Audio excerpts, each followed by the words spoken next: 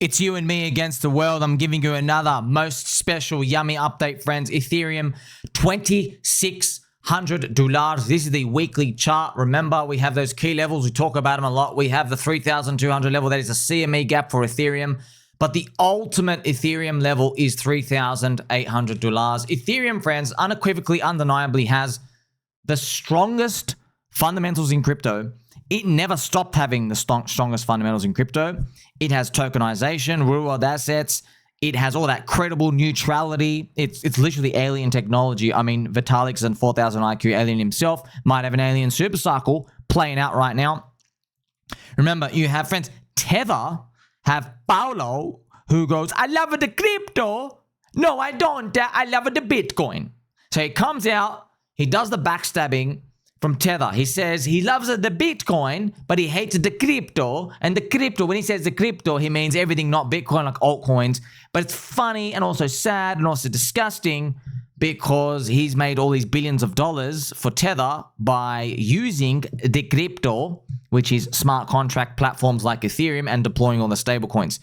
Ethereum now has $121 billion of the stablecoins on there, and it's continuing to crank up. We have Tron with it as well. Soylana's getting some as well, of course. These things continue to move up. We're moving the rest of the world onto cryptocurrency. All of it's going to be hosted on EVM technology. But yeah, then you also wonder, right, what about the value capture part? Well, that's when you hear anyone say value capture, just think cuck, okay? Value capture is mid-curve essay writing, 4-panel podcast, macro, poopy head discussion talk. When they talk like that, they're basically, what they say is they go, oh, things aren't moving up right now, so I'm going to mid-curve myself, and I'm not going to believe anybody's going to demand anything for this token or this coin or this asset, so I'm basically going to have an opinion that nothing's ever going to go up. So they use terms like value capture. So what they want to talk about, and they come from a good place, though, where they say things like, something can be useful, but does it capture the value?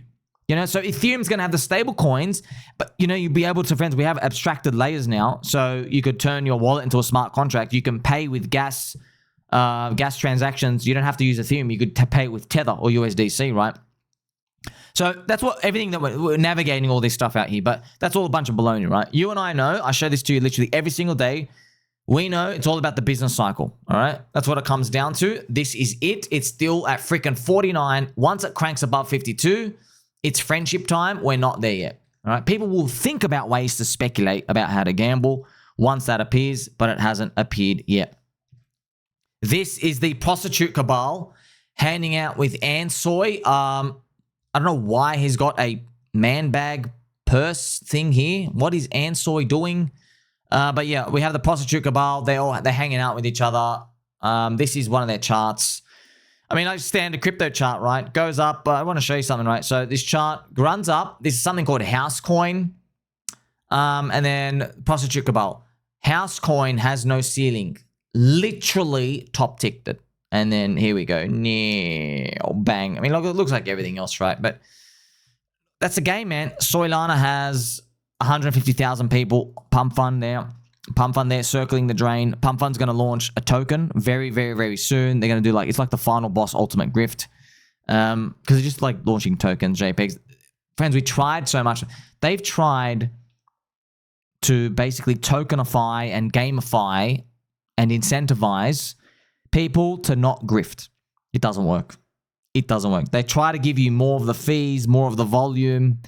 We've tried, instead of PumpFun, they tried Hold Fun, where if you buy the token and it graduates, right, where it hits a medium market cap or whatever, you can't sell for like 2 weeks or a month. They tried that. It didn't do anything. It didn't actually make the things pump. Isn't that wild? That's why markets, you got to respect them for what they are. You can't cheat the system. We've tried everything. Lockups, nothing cheats the system. So the market giveth, the market taketh. So that's it. Like, you can't cheat it, right? But on the other side, once we're going up, like you can't avoid the euphoria either, because it's how people feel, all right? So remember, there's a yin and a yang to this process. And yeah, we've been waiting a very long time. Hopefully it gets better. We've come a long way. What's cooking good looking? Here is the bull with the moguls, and we have the bear riding the same bus. We've come a long way, haven't we? Bulls and bears. Because it's all about your attitude, right? So like, Think about it. Like, do you think anything's going to get better? I think, look, if you're a cuck, which, look, there's a lot of blue pill cucks out there. Blue pill cucks think Jeffrey Epstein killed himself. Blue pill cucks think that the clock changes from 11:58 to midnight when you go look at the clock on your wall. They think 11:59 doesn't actually exist. I get it, bro. You fell for it again. Yes, Donald Trump, politics, the global pedo elite ring. I get it, friends. I got more juicy content on that coming for you later on. But you can't think like a pleb. Remember what? Big Lenny, almost forgot his name. Remember what Big Lenny said? Never be a cookie cutter. Cookie cutters are thinking about, oh, am I right or am I wrong? Am I winning or am I losing? Am I down or am I up? That's how cookie cutters think. All right. Lionel Messi is not thinking about, oh, did I pass nice 2 seconds ago or did I pass badly 2 seconds ago? He's not thinking about that. He's thinking about next play. Executing. How are we executing? We're going, instead of next play, we're going next day. The calendar is ticking by. Cookie cutters want a high win rate with high reward, with high dopamine right now. That's a cookie cutter. That's a loser. You don't get that. You can't win that, okay? You want the high win rate? You got to go longer term. You want to make the most amount of money? You got to go longer term. You want to get paid soon? Join the club. I do too. What's outside of our control is how many people around us are weekends who also want to get paid soon. It's been 4 years. We're still waiting. Don't forget as well, friends, I made 1,000 YouTube videos when Bitcoin's price went nowhere but sideways for 222 days. This was last year. Literally 1,000 videos and the price went nowhere, man. Just showing you, waking up every single day. I do love and appreciate all of you. I know a lot of people get a lot of messages out here. A lot of you say, man, Swami, you're the only reason I'm literally still here. I get it. I know, man. I know. Waking up every day, having all these news, it's hard to freaking penetrate to your head. Oh no, Trump in the swamp. Oh no, the pedophile ring. Oh no, Jeffrey Epstein, and everything's going down and up. Why are we moving? It's tough, friends, because people who have upswings in their portfolio will get very, very, very loud about their success. And then it will basically overweight their conclusions about how they got there. So they'll say, oh, I'm here because I'm Bitcoin only. I'm here because altcoins are bad. I'm here because Ethereum's going to zero. See, they conclude all of these things. And then that's why you have me, literally a maverick, like Rambo, coming out here saying, I don't need a gun, I've got a spoon. You have me coming out saying, no, they're wrong. Okay, they're basically buying high, holding high, continuing to hold high and bet for higher prices, and they're basically saying this thing's never going to come down. They just haven't said it like that. They say it in different words. Once you start to see it from that perspective, you're going to win. Look at this cute picture of me and Kyle the circumciser. Yay! How cute is that? Wow. pDAI and pWBTC, right? So pDAI might fulfill the US dollar destiny, ping pong around the dollar. And pWBTC might fulfill the Bitcoin destiny. All right, what does that mean? It means if it ping pongs around the BTC price, if it goes up there, in a bear market, PulseChain will be invigorated by that product market fit. Because now the risk on assets, the core coins, we know, friends, all core coins, when the business cycle goes down, gets ravaged. They do, right? So, but you don't know when the business cycle is going to end, do you? You don't know when it's going to tank. You don't know when a bear market's going to start. So if you have a selection of pDAI and pWBTC and their destinies are fulfilled, you're hedged. Yeah? Like, for example, just like basic portfolio, not financial advice.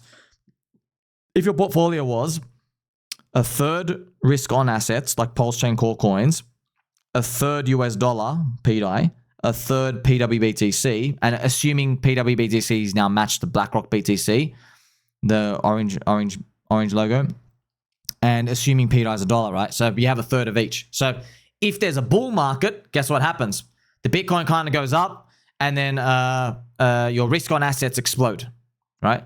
If there's a bear market, your Bitcoin and the risk on assets go down, but you've got a third of your stable coins, right? And then as the bear market recovers, what recovers from that? Your pWBTC, because it's linked with Bitcoin. Do you see? But now you're probably wondering like, hey, why didn't anybody tell me about that ratio ages ago about that? Because it's all hindsight, Habibs. That's why. You know, like, you know, friends, all the Bitcoin maxi cucks, they have 100% Bitcoin allocation. You know, so when we crank up, not if, but when Ethereum and ETH-BTC starts rising hard, when it starts going up, right, they're going to be, all of their followers are going to be saying, why didn't you tell me to get Ethereum when it was cheap? You said it was never going to go up again, Udi. What happened? Oh my gosh. Stop putting your tongue down Eric Wall's throat and please explain to me how you missed it. One of the easiest longs of all time. It's all hindsight, friends. It's all hindsight. You never know the future. Also, shout out to my friend Mr. Hoggy Hogs here. Mr. Hoggy Hogs. We will never stop watching you. Man, this is funny. This is funny. Imagine we actually do get to that stage. That would be gold, man. So, what you've been seeing in the news lately, friends, of course, you have Grok Unhinged. I've got more content for you coming on. Woo! Wait till you see my video coming out on Grok Unhinged. I've got a big, fat, juicy, thick video coming out. Oh, you watch. It's coming out. Keep a couple of hours. So it won't be out too long. What's been happening is there's been a lot of wallets, friends, with thousands of Bitcoin have been moving Bitcoin. Why are they doing that? Okay, so you're seeing it everywhere. Well, the answer is, it's kind of funny. This was all our knowledge in 2018, 2019, but now there's like a new cohort of people. So in the bull market, in like towards the final 6 months, the long-term holder supply, LTH supply, that's what they call it, LTH, the long-term holder supply activates. Okay, and what activates is they start moving it. And traditionally, there's nothing to do on Bitcoin. So when you move coins, it's most of the time to send to an exchange to sell. Yeah, because you already own the coin, right? So when they start activating, it's towards the end of the bull market. You know, it's not at the exact end, but it's towards the end. That's why Glassnode and all these other websites that do the on-chain tracking, they pretty much track that. So if you go and you look at, let's say, the monthly chart for BTC, we will find the long-term supply, right? So when you see a long-term supply chart, it like goes like this, right? Like a sine wave. It's probably like at this part here. It's probably like, if you check it out, it's probably like high, right? It's probably right high. And so as Bitcoin's price goes up here, their long-term supply in their wallet starts to go down as Bitcoin's price rises up. What they're doing is they're sending more and more to the exchange. Okay, so we're in that phase right now. Like they're ready to dump it. They will be dumping it. Like I almost guarantee, not almost guarantee, you'll see. Okay, they're selling. Oh, you already know they're selling, by the way, bro. Michael Saylor's got 600,000 BTC. They just keep clobbering the highs. Why is this thing only 108,000? Every single person in the world, well, I'm reporting every day. New country bought 100 BTC, 1,000 BTC. You're like, bro, who the hell is selling, man? You know, that's what happens, friends. The people, the hidden faces. The hidden faces, friends. The people selling are not in front of your face. They pay people to tell everyone to buy. That's how usually it works out there in Grifterland, right? So we're going to find as BTC goes up, the long-term holder supply is going down. They'll be distributing on everyone, the distribution phase, okay? You know, so that's how they do it. They sell like every week, right? Every week. That's how they do it. They did it in 2017. You know, start from like September or even like June. Just like sell until it eventually hits the peak euphoria, which you just don't know exactly when, okay? So that's what that's what we're expecting to see more as we traverse this cycle. So now we're in that, you'd officially call it, friends, the end phase. We're actually in the beginning of the end phase. So, end phase though, like, you know, not as in, at the end right now, as in like all those people who are asleep, the sleeping dragons, they're like, we're ready, you know? Because they're thinking like, okay, within the next 6 months, I want to have sold, you know, 75% of my supply. That's how they're thinking. So somewhere with 1,000 BTC, that's what they think. They go, okay, this 1,000 by December this year, I'll only have 200 of it left. Right? That's pretty much, they're activating it right now. So I guess we'll see how all that plays out, right? Hopefully pDAI and pWBTC do complete the prophecy though. I've got the pWBTC chart. It's about $670. Man, it'd be wild if it went up there, just like pDAI. So they're both neck and neck. PulseChain, you know, friends, I'm not excited about anything in crypto unless Ethereum's 4,000. That's it. And you can keep checking out the price charts. Hex had a big dumper. Yeah, so that's pretty much it. I guess the silver lining, which doesn't do much for the price though, is you have PulseX here, 7.35% buy and burn. Let's check it out. Any up 7.36%. Gonna be a while though. Show me $4,000 ETH, will get excited. Like, subscribe. Dev's cooking. Catch you soon.